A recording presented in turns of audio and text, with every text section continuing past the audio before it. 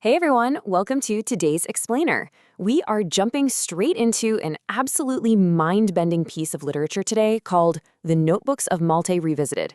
If you can imagine the deep existential vibes of Rilke crashing headfirst into the fragmented reality of Fernando Pessoa, you're pretty close to the mark. We're going to explore this incredible premise where a poet's writings and observations don't just describe the world around her, they physically, literally alter it.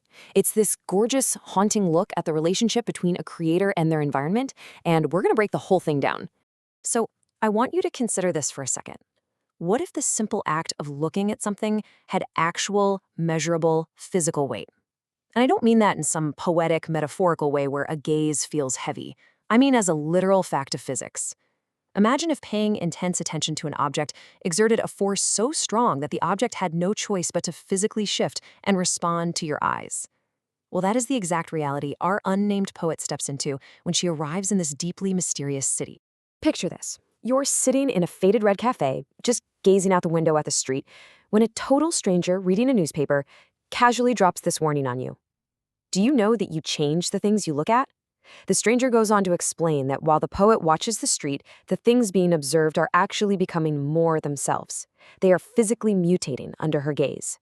Right away, this plunges us headfirst into the story's bizarre and frankly intoxicating logic. Part 1. The weight of perception. Observation as a physical force. Okay, so how does this actually work mechanically? Well, the poet taps into this unique superpower called recursive attention. It happens in 3 specific steps. First, she notes the thing. Second, she notes herself noting the thing, basically circling back to observe her own act of perception. And third, under this compounding, intense pressure, the object literally changes. It's a type of attention that is so deliberate, so incredibly slow, that it acts as an actual physical force in the world. It does something entirely different from just casually glancing at your surroundings. And here's where we get the hard proof. Our poet spends 2 intense hours in her room, writing down a hyper-detailed description of her window. By the time she puts her pen down, the window has inexplicably moved 3 inches to the left along the wall. The physical gap between the window and her bureau is just measurably larger. This proves to us, right off the bat, that the change isn't some clever metaphor. It's a real-world anomaly driven entirely by the act of writing. Part 2. A city of multiple seasons. Concurrent realities. Things get even wilder when we realize the poet who arrived in autumn is just one version of the writer. There is a totally separate notebook written by a version of her who arrived in summer.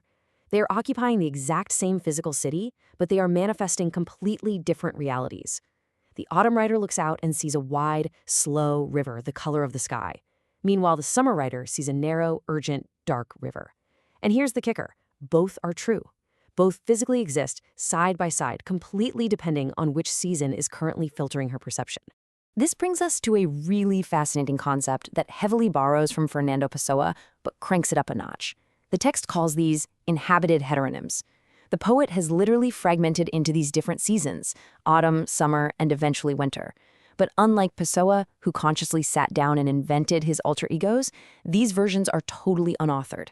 They just arrive on their own terms, they keep their own distinct black cloth notebooks, and they inhabit the poet to experience the city through completely unique filters. And the power of this observation only escalates. At one point, the winter writer is standing in a square, looking at a stone fountain that has been completely shut off and drained for the season. The pipes are bone dry. But she applies that recursive, hyper-focused attention to it for 3 minutes. And incredibly, the water just starts flowing on its own. She literally forces a dry fountain to remember its function simply by looking at it.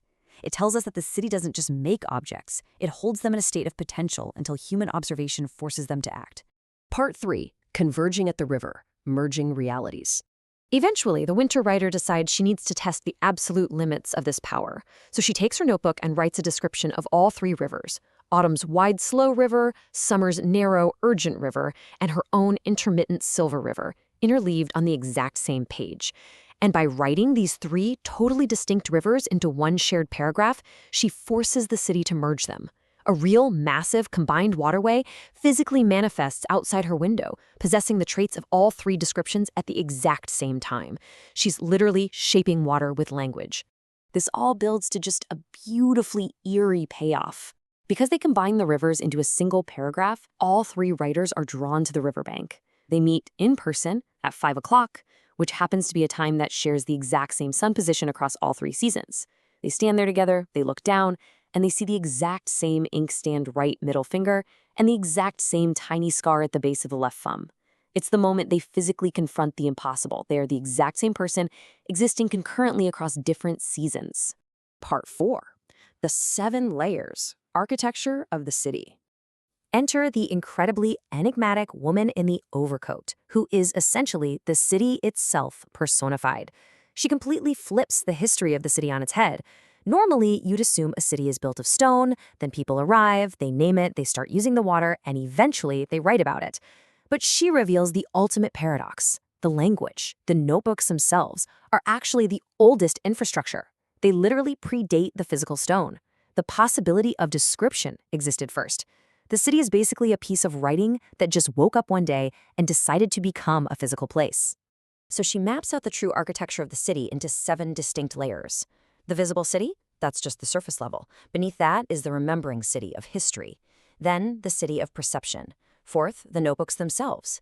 5th, the people who are made more real simply because they were observed. Then it gets deeper. The 6th layer is the city acting as a massive feedback loop, literally reading the notebooks to alter its own physical form. And finally, the deeply mysterious 7th layer, the unwritten pages. Part 5. The unwritten pages. What comes next? 9. We have only met the autumn, summer, and winter writers so far, but there are actually 9 more closed black notebooks waiting in that poet's room. That means there are 9 completely undiscovered versions of the poet. 9 more specific angles of attention just waiting to arrive. Take the pen and write their own specific layer of the city into existence. The sheer scale of this project is just staggering when you think about it. And this brings us to a massive philosophical twist. The whole time, the poet thought she was the creator, right? She thought she was altering reality with her gaze and her pen. But the grammar of this world is entirely reciprocal. The city is using her room as a library, and the city is writing the poet she is becoming. She isn't just the author anymore. She is the literal instrument the city is using to write its own autobiography. Which leaves us with this final, absolutely wild thought. The woman in the overcoat reveals that once all those notebooks are finally full and the pages are laid side by side, that elusive 7th layer will finally become legible. And when it does, it's going to reveal the answer to a question the city has been trying to ask itself since before the stone and the sea even existed. So what could that question possibly be? And more importantly, what happens to reality when a city finally figures out how to answer itself? I'll leave you to ponder that one.